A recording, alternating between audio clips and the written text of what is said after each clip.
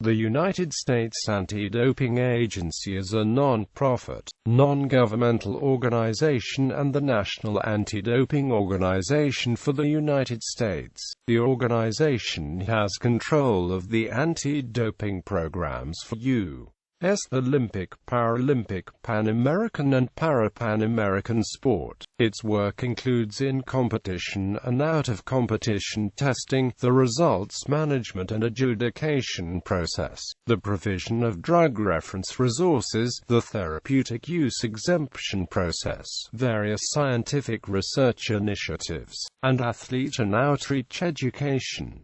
U.S.A.The is headquartered in Colorado Springs, Colorado. U.S.A.The is a signatory to and responsible for implementation in the United States of the World Anti-Doping Code, widely considered the basis for the strongest and strictest anti-doping programs in sports.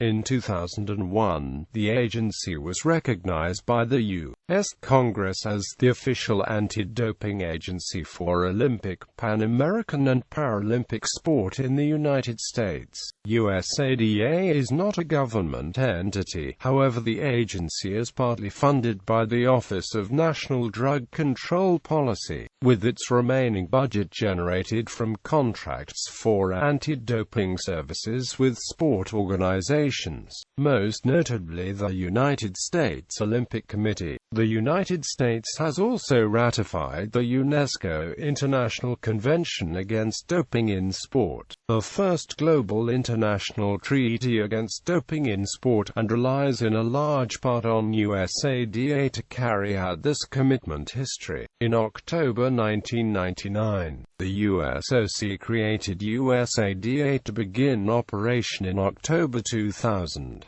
U.S.A.The.'s status and alleged independence from the U.S.O.C. contrasts the norm in the United States, in which most professional sport organizations manage the anti-doping aspects of the sports. As a result of U.S.A.The.'s ongoing multi-year contracts with the U.S.O.C. and the sport national governing bodies, the agency is responsible for managing the anti-doping programs, including testing and results management for each sport's athletes and events throughout the year. Despite its name and status as the country's official anti-doping organization, U.S.A.The is a private organization and not subject to government oversight. World Anti-Doping Code. U.S.A.The is responsible for implementation of the World Anti-Doping Code in the United States. The code works in conjunction with 5 international standards for uniformed and harmonization of testing programs across the globe and is widely considered the basis for the strongest and strictest anti-doping programs in sports. The code works in conjunction with the following international standards: WADA Prohibited List, the International Standard for Testing, International Standard for Laboratories, International Standard for Therapeutic-Use Exemptions, International Standard for Protection of Privacy and Personal Information. The International Olympic Committee required that all Olympic sports adopt the World Anti-Doping Code prior to August 13, 2004. While the WADA code has been accepted by numerous sport organizations, leagues, and federations around the world, the overwhelming majority of U.S. professional sport leagues, state athletic federations, as well as the National Collegiate Athletic Association are not signatories of the WADA code and are often criticized for having less effective anti-doping programs in comparison to the Olympic, Paralympic and Pan American movements, as well as those professional sport programs in other countries that have become signatories of the WADA code. Testing Program. The U.S.A.The Protocol for Olympic and Paralympic movement testing is consistent with the WADA code and international standard for testing and outlines the organization's testing program. The organization tests athletes by collecting both blood and urine samples both during or in competition. as well as out of competition, which can occur at any time, at any location, without any advanced notice. Athletes are subject to testing 365 days a year, and testing is not restricted by off-seasons, training schedules, or competition schedules. Drug testing programs, like U.S.A.'s, that consistent with the WADA code, have often been referred to as Olympic-style drug testing. Athletes subject to U.S.A.DA testing and that fall under the organization's jurisdiction include any athlete who is a member or license holder of a sport national governing body, any athlete participating at an event or competition sanctioned by the U.S.O.C. or an NGB, or participating at an event or competition in the United States sanctioned by an international federation, any foreign athlete who is present in the United States, any other athlete who has given his or her consent to testing by U.S.A.DA, who has submitted a whereabouts filing to U.S.A.DA, or if within the previous 12 months and has not given his or her NGB and U.S.A.DA written notice of retirement. Any athlete who has been named by the U.S.O.C. or an NGB to an international team who is included in the U.S.A.DA registered testing pool or is competing in a qualifying event to represent the U.S.O.C. or NGB in international competition. Any United States athlete or foreign athlete present in the United States who is serving a period of ineligibility on account of an anti-doping rule violation and who has not given prior written notice of retirement from all sanctioned competition to the applicable NGB and U.S.A.DA, or the applicable foreign anti-doping agency or foreign sport association. Any athlete U.S.A.DA is testing under authorization from the U.S.O.C. and NGB, if any NADO, WADA, the International Olympic Committee, the International Paralympic Committee and the organizing committee of any event or competition. U.S.A.DA maintains a group of elite athletes as part of its registered testing pool, consistent with the WADA code. Athletes in this pool are subject to strict whereabouts requirements in which they must inform the organization of their whereabouts at all times. Critics of WADA code whereabouts requirements have criticized the requirement as overly strict, while proponents claim the requirement ensure athletes cannot evade tests. U.S.A.DA determines its test distribution plan of the determination of who, when, and where the organization tests through a combination of many factors that are consistent with the WADA-ISD. Tests in many cases are targeted to specific athletes, events, locations, and times. Factors for determining tests may include physical demands of the sport and possible performance-enhancing effect that doping may elicit, available doping analysis statistics, available research on doping trends, the history of doping in the sport and/or discipline, training periods and the competition calendar, season, information received on possible doping practices. Resources aimed at the detection of doping may be specifically targeted. The term random is inaccurate, as U.S.A.DA uses various factors to strategically plan when and where they test athletes. High-profile or elite athletes are tested significantly more frequently than others. Anti-doping sample collection is consistent with the WADA-ISD and conducted by doping control officers, specifically trained and employed by U.S.A.DA. For tests in which blood is collected, U.S.A.DA contracts with trained phlebotomists who work in conjunction with the U.S.A.DA DCO, in conjunction with the WADA International Standard for Laboratories. All samples are analyzed at laboratories that have been accredited by the World Anti-Doping Agency. In the United States, there are only 2 WADA accredited labs: the UCLA U.S.Olympic Analytical Laboratory in Los Angeles, California, and the Sports Medicine Research and Testing Laboratory in Salt Lake City, Utah. WADA-accredited labs comply with the WADA International Standard for Laboratories. Results management. USADA is responsible for the results management aspect of drug testing for athletes that fall under the jurisdiction. Results management includes communicating the results of drug tests with athletes as well as the adjudication of athletes suspected of committing an anti-doping rule violation, which can be the result of a positive drug test, as well as other methods including all forms of credible evidence. According to the code, an ADRV consists of the following: the presence of a prohibited substance or its metabolites or markers in an athlete's sample, use or attempted use by an athlete of a prohibited substance or a prohibited method, refusing or failing without compelling justification to submit a sample collection after notification as authorized in applicable anti-doping rules, or otherwise evading sample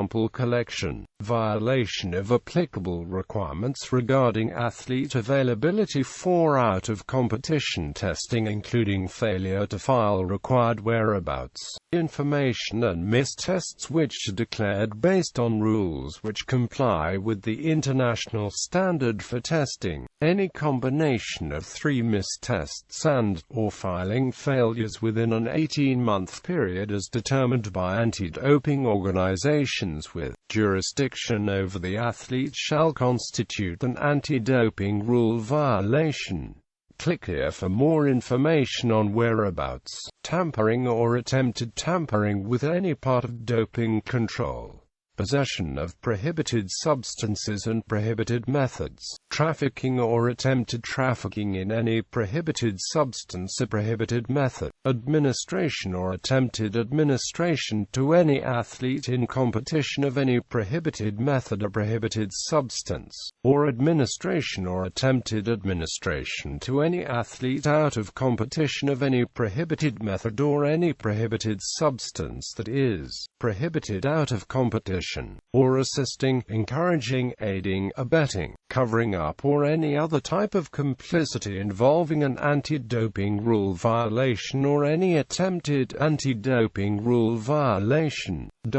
When evidence meeting one or more of the above violations is found, an independent anti-doping review board will make the recommendation whether USADA should move forward with sanctions on an athlete. Athletes can either accept or challenge the sanction through an established legal process. In the United States, athletes can take a case before an arbitration panel with a final appeal to the Court of Arbitration for Sport. Sanctions normally include one or more of the following: disqualification of results in a particular competition or event, forfeiture of any medals, points, and prizes, team disqualification and forfeiture, an ineligibility period that may vary according to circumstances.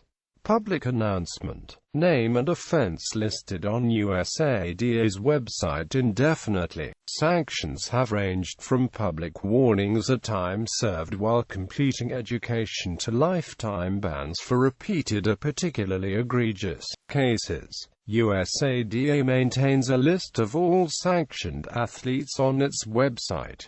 Science and research. In the years 2001 to 2009, USADA budgeted $2 million per year to support research related to the deterrence of the use of performance-enhancing drugs in sport. Since 2009, the majority of anti-doping research activities previously undertaken by USADA has been assumed by the Partnership for Clean Competition. A list of research projects and grants can be found on USADA's website. education and outreach efforts. U.S.A.DA focuses on deterring the use of performance-enhancing drugs in sport through education efforts that are targeted both at elite-level Olympic and Paralympic athletes as well as the general public, including specifically youth-level athletes. In addition to topics surrounding performance-enhancing drug use in sport, U.S.A.DA claims to be an important promoter of other positive values associated with sport. In March 2011, U.S.A.DA released a research report titled "What Sport Means in America: A Study of Sport's Role in Society." The report aimed to measure the value of sport in American society and attitudes about the importance of protecting sports integrity. Supplements. In December 2009, U.S.A.DA launched Supplement Safety Now, in partnership with the National Football League, Major League Baseball, the National Basketball Association, the National Hockey League, the U.S.Olympic Committee and other national sports and health organizations, to end what the founding organizations feel is the existence of dangerous and unscrupulous practices of rogue manufacturers within the nutritional supplement industry. The effort, called Supplement Safety Now, works to eliminate the practice of selling supplement products containing steroids and other drugs which are labeled as safe and legal dietary supplements. Lance Armstrong. In June 2012, U.S.A.DA charged retired cyclist Lance Armstrong with an anti-doping rule violation. The charges followed a dropped federal investigation involving charges relating to Armstrong's time on the U.S. Postal Service professional cycling team. Armstrong sued U.S.A.DA claiming that U.S.A.DA did not have jurisdiction to bring a case forward, and that if forced to arbitrate his case, he would not receive due process. In Armstrong v. Tigard, Lance Armstrong lost his battle with U.S.A.DA, as the district court found sufficiency within USA Cycling's agreement with the U.S.O.C. to adhere to the U.S.A.DA protocol. The district court found that as a member of USA Cycling, Armstrong was thereby beholden to the USA.DA protocol, which required that all contested charges of doping be tried through NAS and CAS arbitration. In its decision, the district court noted that other federal courts have held similar, limited views on the role that federal courts should play regarding eligibility and arbitration issues within Olympic sports, echoing the holdings of Slaney v. the International Amateur Athletic Fed and Harding v. U.S. Figure Skating ASSN. The district court held that federal courts should not interfere with an amateur sports organization's disciplinary procedures unless the organization shows wanton disregard for its rules, to the immediate and irreparable harm of a plaintiff, where the plaintiff has no other available remedy.